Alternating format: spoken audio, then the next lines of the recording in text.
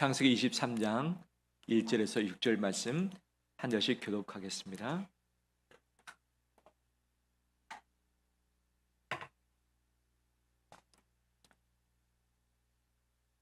사라가 120세를 살았으니 이것이 곧 사라가 누린 횟수라.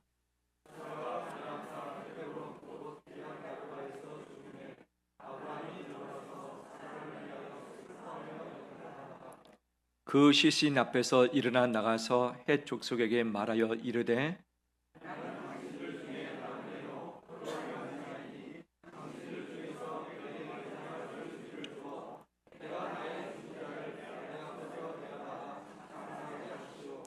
헷 족속이 아브라함에게 대답하여 이르되 내 주여 들으소서. 당신은 우리 가운데 있는 하나님이 세우신 지도자이시니 우리 묘실 중에서 좋은 곳을 택하여 당신의 죽은 자를 장사하소서.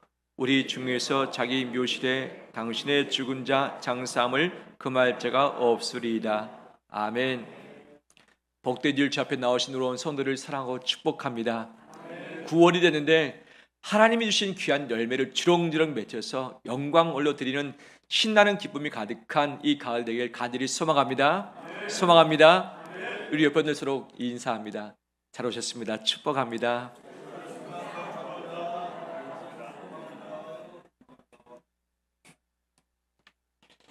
날씨가 좀 선선해졌죠. 뜨거운 그 열기, 참 힘든 여름이었지만 때가 되면 이것도 다 지나가더라. 우리 인생 여정 가운데 견디기 힘든 여정이 분명히 있습니다. 힘들다, 답답하다, 숨쉬기 힘들다. 하지만 그것들도 다 지나가게 될 것입니다. 왜?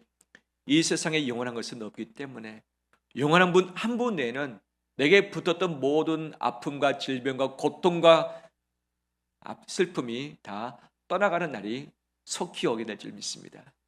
이것이 신앙인데 신앙 붙들고 이 가을을 승리하길 간절히 원합니다. 오늘 본문은 아브라함이 사랑했던 아내 사라가 떠나가는 장면이 나옵니다. 사라의 나이 127세, 이때 아브라함의 나이 137세. 사라가 죽은 이후에 아브라함은 38년을 더 살다가 이 세상을 떠나게 되는 것이죠.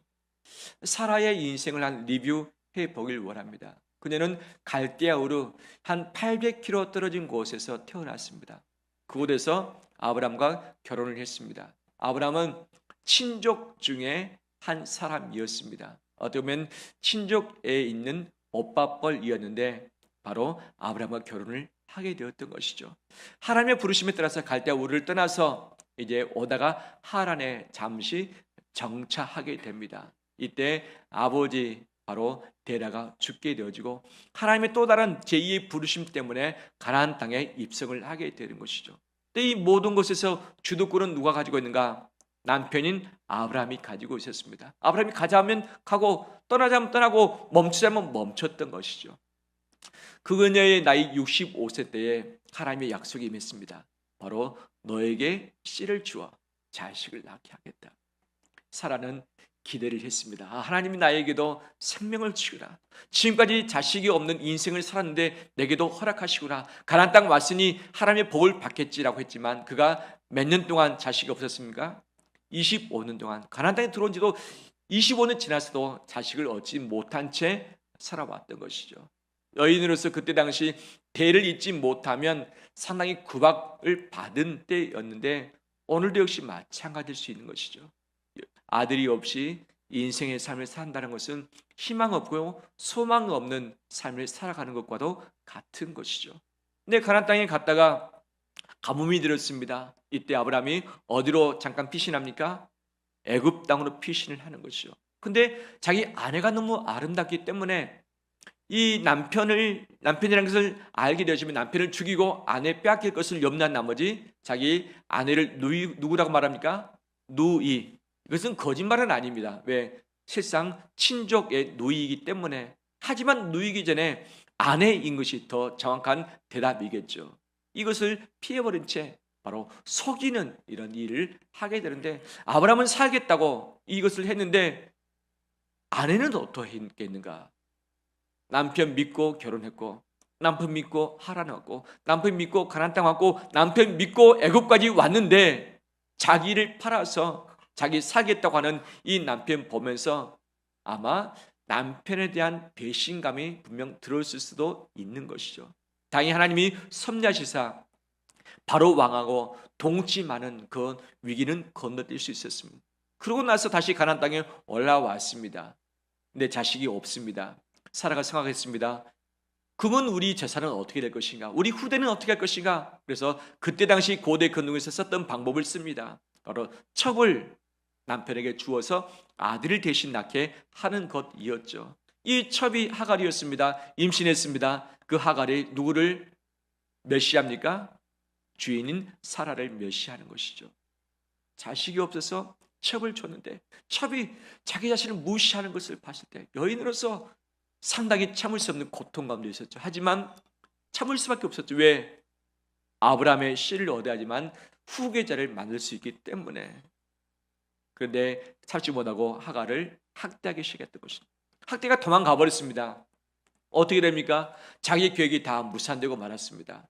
바로 첩을 통해서 자식 얻기를 원했지만 얻지 못한 채 도망가 버렸던 거죠. 다시 처음부터 시작해야 됩니다. 제로 상태가 되어버린 것이죠. 다행히 하나님의 섭리에 따라서 하갈이 돌아와서 자식을 낳기는 했지만 나중에 어떻게 합니까? 그들마저도 사라가 쫓아내버린 것이죠. 왜? 두 아들이 필요 없거든요. 갈등이 있기 때문에 미리 바로 그 하갈과 그 아들 이스마엘을 쫓아내도록 하게 한 것이 사라였던 것이죠. 분명 하나님께서 약속대로 25년 후에 이삭을 취해서 웃기는 했지만 이삭이 태어나기 직전에 하나님께서 또 약속하셨지만 그 약속을 믿지 못한 믿음 없는 그런 인간적인 부분도 있었고 하갈과의 관계의 이 갈등들 이것들을 성숙함으로 풀어내지 못하고 자기 욕심 가운데 자존심 가지고 이것을 풀어내는 그런 아쉬움들이 분명히 있었습니다. 하지만 하나님은 이 사례를 그의 나이 89세 때 사라로 바꾸시사 열국의 어머니, 축복의 어머니로 삼으시기도 했던 것이죠. 그의 인생을 쭉 돌아볼 때에 127세의 삶, 행복했습니까? 불행했습니까? 행복했다고 말할 수 있습니까? 불행했다고 말할 수 있겠습니까? 이것이 섞여 있는 거예요. 섞여 있는 거예요. 행복도 있었고 불행도 있었고 아픔도 있었고 기쁨도 있었고 그녀는 더 살길 원했겠지만 왜? 자기 아들이 지금 37세가 됐습니다. 근데 아직 결혼을 하지 못했습니다. 누구를 못 봤습니까? 며느리도 못 보고 또 누구도 손주를 보지 못했어요. 손주를 보고 싶은 마음이 우리 할머니 할아버지의 가장 큰 소원인데 보지 못한 채 세상을 떠나는 것이 마음에 쉽지 않은 부분이기도 했었겠죠. 사라는 떠나면서 어떤 생각을 가졌을까? 내 인생을 어떻게 평가를 했을까?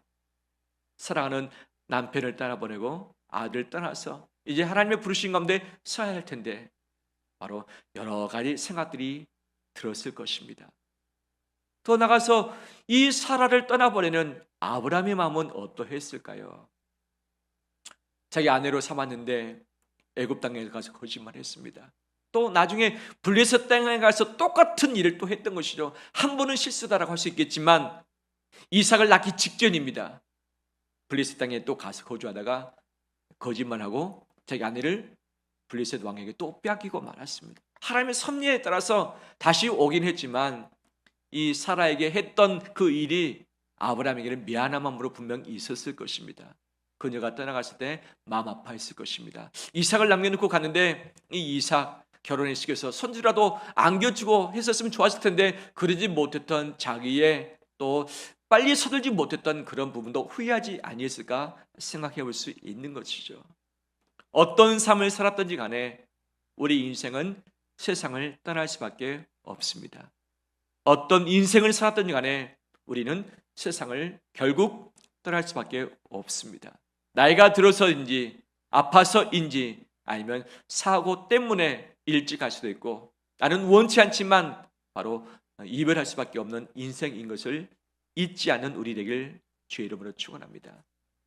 아브라함은 사라의 장례를 치르면서 이제 매당지를 찾았습니다. 왜? 거부이긴 했지만 그 모든 것이 동산입니다. 동산. 부동산이 없었어요.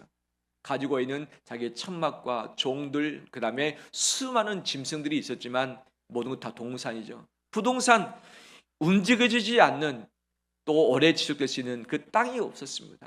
그래서 그 주변에 있는 막벨라 굴을 가진 자를 찾아갔던 것이죠. 내 아내가 죽었는데 장사를 치르길 원한다. 내 아내를 묻길 원한다. 바로 내게 이것을 팔아라라고 했습니다. 근데 그 헷 족속 사람들이 어떻게 아브라함에게 말합니까? 당신은 우리 주인이십니다. 바로 영적인 리더인 것이죠. 당신은 하나님이 우리 가운데 세우신 그런 지도자이십니다. 주권자이십니다. 그러니 당신 가장 좋은 묘시를 선택하시면 우리가 그냥 그것을 무료로 공짜로 드리겠습니다. 당신이 선택하세요.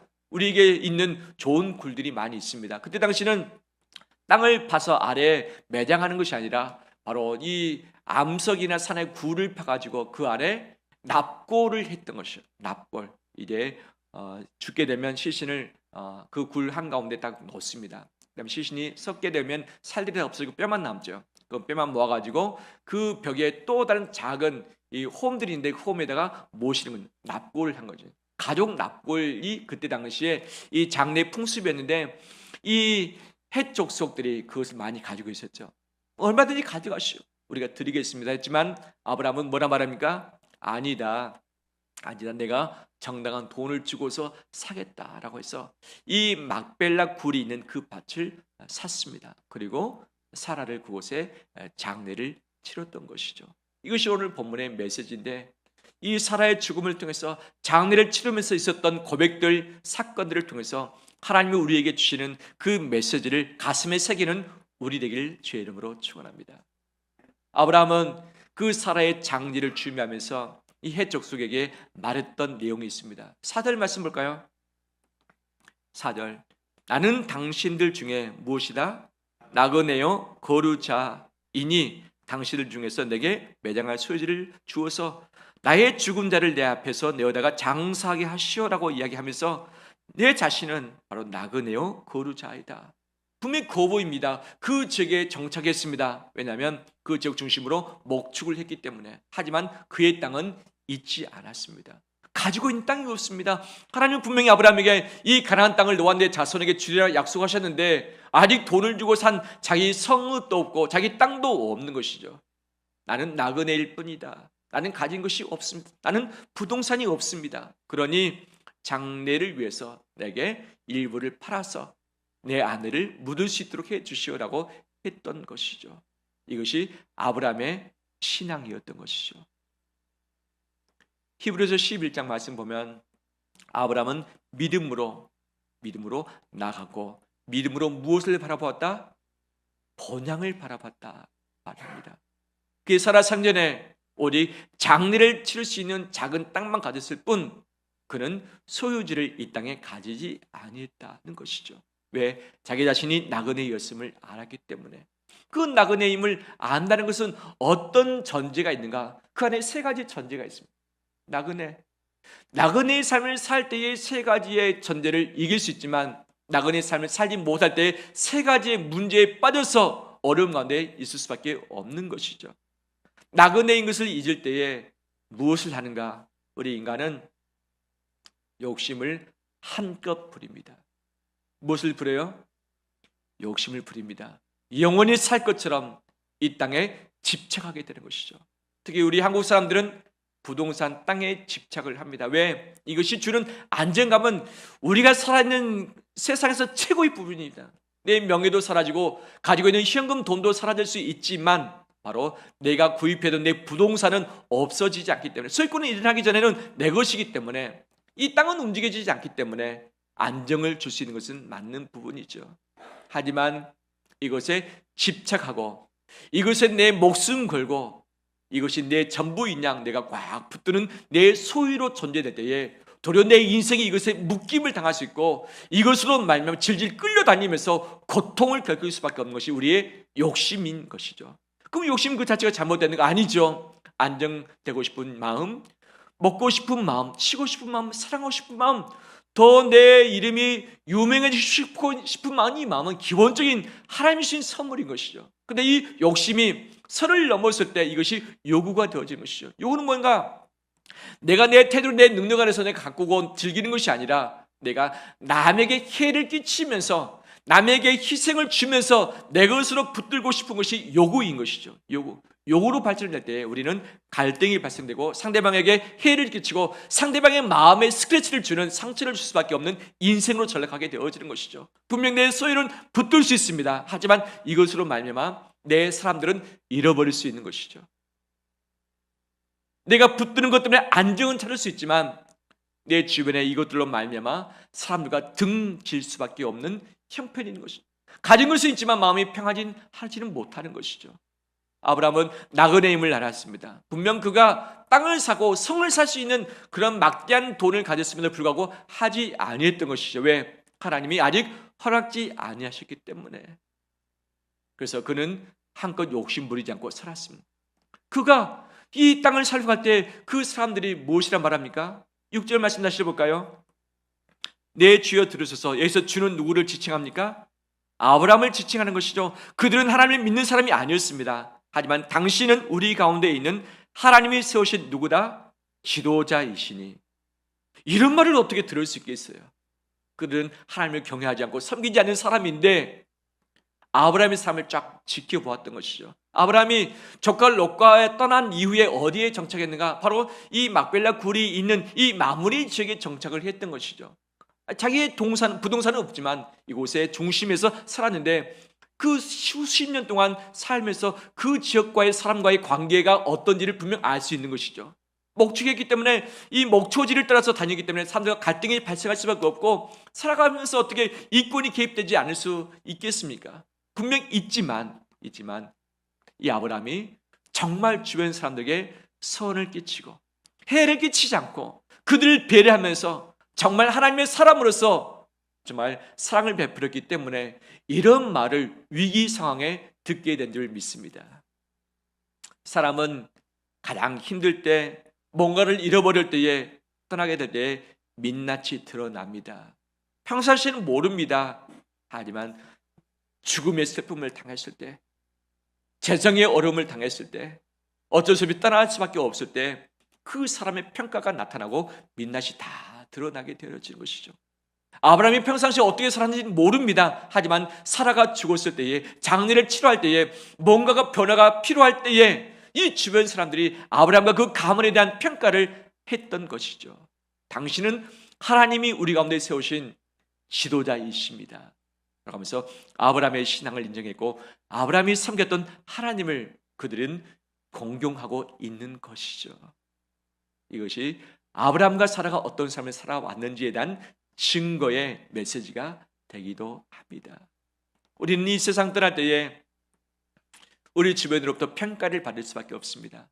어떤 사람은 잘 떠났다, 시험구 잘 됐다, 혼자 욕심 부리더니 저렇게 됐구만 라고 하면서 쯧쯧하면서 라고 하는 그런 평가를 받을 수도 있지만 저분은 참 귀한 분이었어, 저분은 욕심 부리지 않고 남을 섬기는 분이었어, 저분은 하나님을 공경하면서 거룩한 삶을 사는 분이었어, 참 존경스럽다, 나도 저분처럼 따라 살아갔으면 좋겠다라고 하는 그런 분들이 있어요, 없어요? 있지요. 그런 분들이 있지요. 만약에 내가 오늘 저녁 이 세상을 떠나게 된다라고 한다면 나는 어떤 평가를 받게 될 것인가? 자기밖에 몰라, 자기 욕심 부리다가 자기 가족밖에 모르다가 갔는데 잘 가라 라는 이 마음에 끝나게 될지, 아니면 참 아쉽다, 참 좋은 분이었는데, 참 고귀한 분이었는데, 참 베푸는 분이었는데, 사랑 많은 분이었는데 라고 하는 그런 귀한 메시지의 평가를 받는 우리의 삶이 되기를 간절히 소망합니다. 제가 가요를 좋아하는 건 아니지만 우리 노래 중에 껄껄껄 하는 노래가 있어요. 사람은 마지막에 죽으면서 껄껄껄 한다고 이야기를 하죠. 이런 가사 내용이 있죠. 사랑했다, 미워했다, 덧없이 세월이 갔다. 너와 내가 함께 보냈던 그래도 그때가 좋았다. 세상살이 인생살이 돌아보면 별것 아닌데 잘해줄 걸, 용서할 걸, 안아줄 걸 그랬어. 껄껄껄 아쉬움에 껄껄껄 웃으면서 인생은 흘러가더라. 사랑했다 미워했다 덧없이 세월이 흘러갔다. 너와 내가 함께 보냈던 그래도 그때가 좋았다. 세상살이 인생살이 돌아보면 별것 아닌데 잘해줄 걸, 용서할 걸, 안아줄 걸 그랬어. 껄껄껄 아쉬움에 껄껄껄 웃으면서 인생은 흘러가더라. 바로 인생의 덧없음, 잘할 걸라고 하는 이 후회스러움의 고백이기도 하는 거죠. 이 신앙의 성경 메시지는 아니지만 인생의 지혜와 교훈이 담기는 가사라고 할 수 있죠. 우리 인생 살아가면서 마지막 마무리하면서 껄껄껄 하지 않는 사람은 없을 것입니다. 이것을 줄여가는 것이 필요한데, 줄여가는 그 첫 번째가 무엇인가? 욕심 힘껏 부리지 말라. 이 땅의 소유, 성공을 위해서 욕심 부리다가 내 마음 잃고 신앙 잃고 사람 잃고 인생 잃은 자 되지 않길 원합니다. 혹시 요즘 욕심을 힘껏 부리고 있는 부분은 무엇입니까? 무엇입니까? 내 재산입니까? 부동산입니까? 또 다른 내 소유입니까? 내 명예입니까? 내 권력입니까? 내 지위입니까? 이 모든 것 하나님께서 허락지 아니하셨다면 욕심을 내려놓고 나갈 때에 하나님의 사람으로 인정받게 될 것이고 하나님께 칭찬받는 우리 삶 되게 될 줄 믿습니다. 뿐만 아니라 나그네 인생을 산다는 것의 두 번째 의미는 무엇인가? 고통과 고난 가운데 있지만 이것도 다 지나가리라. 고통과 고난 가운데 있지만 이것도 다 지나가리라 라는 것이 나그네의 삶인 줄 믿습니다. 살아오면서 아프지 않은 분은 없습니다.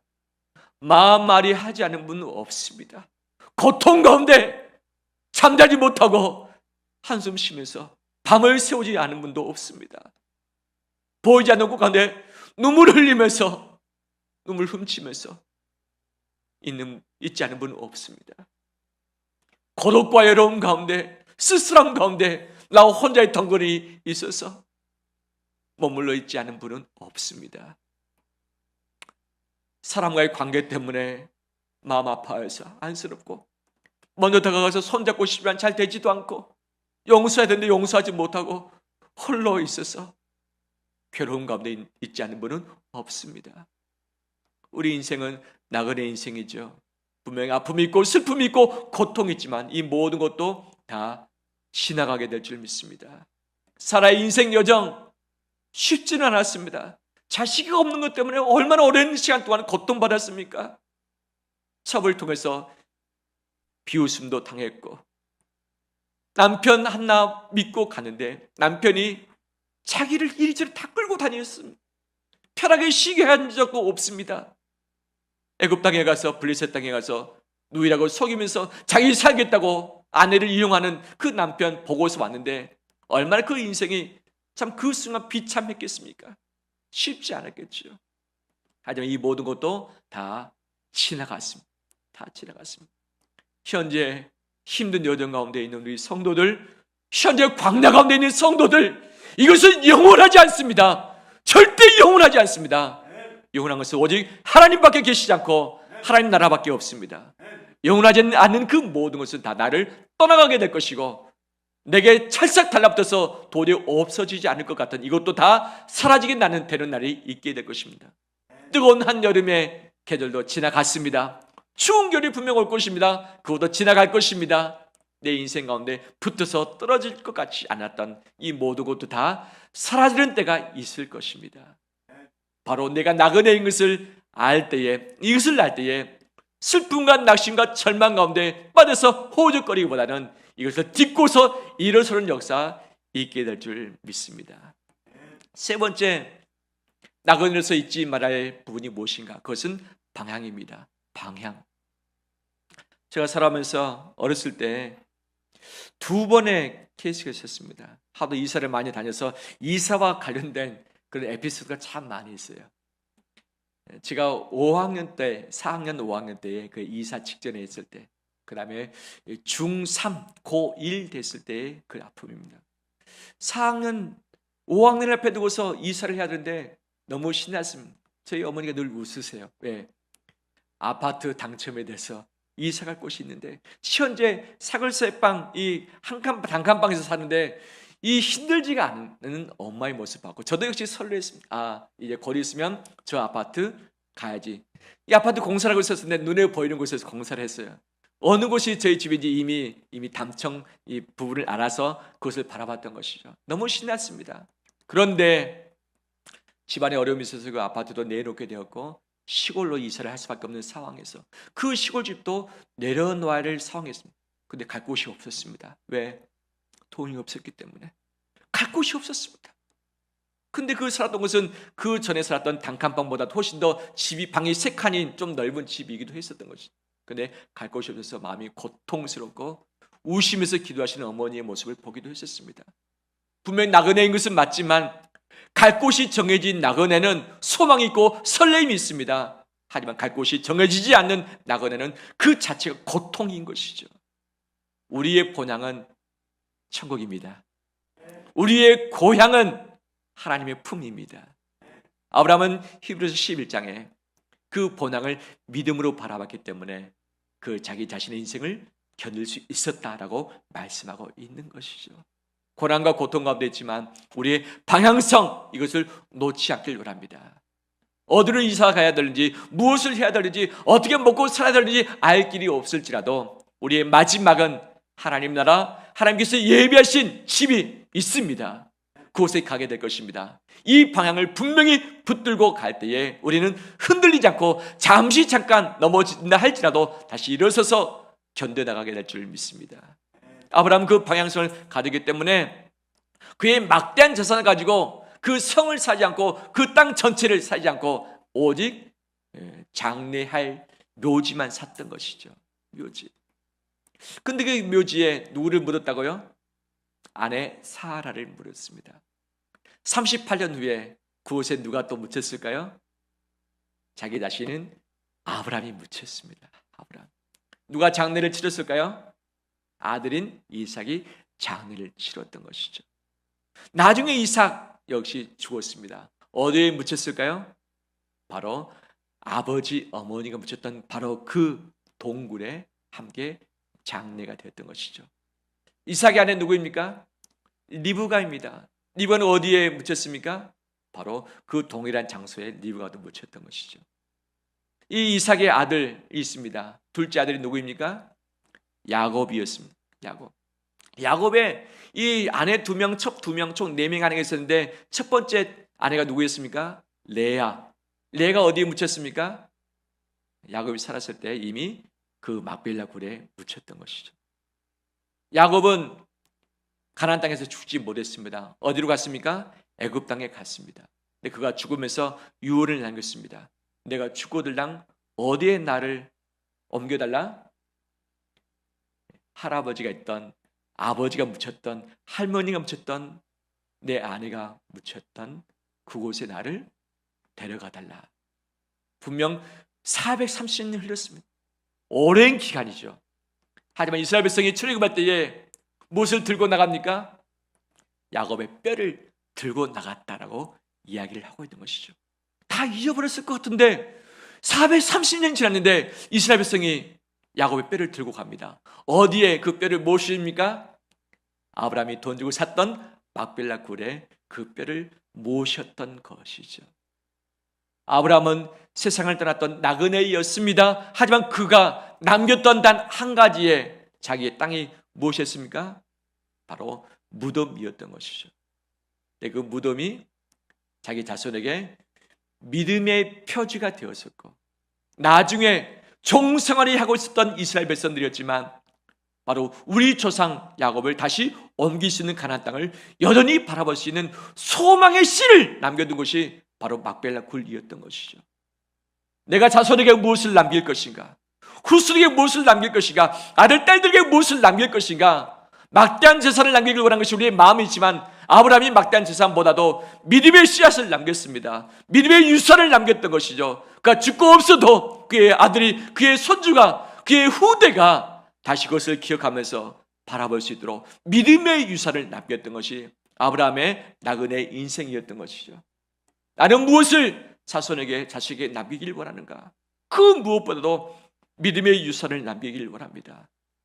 보이지 않는다 할지라도 우리 부모님이 가셨던, 할머니 할아버지가 가셨던 그곳을 향해서 소망하면서 그 걸음을 따를 수 있는 우리의 삶 여정 되길 주의 이름으로 축원합니다.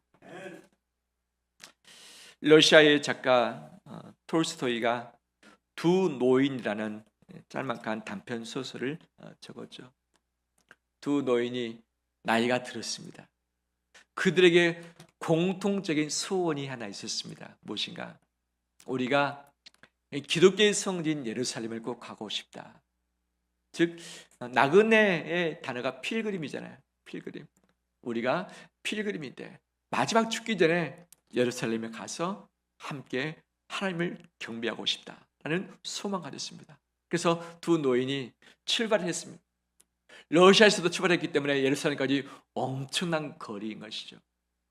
누가 출발했는가? 에핌이라는 사람과 엘리샤라는 사람이었죠. 에핌은 부지런했고 체계적인 사람이었고 자기 계획한 것을 꼭 이루는 그런 사람이었습니다.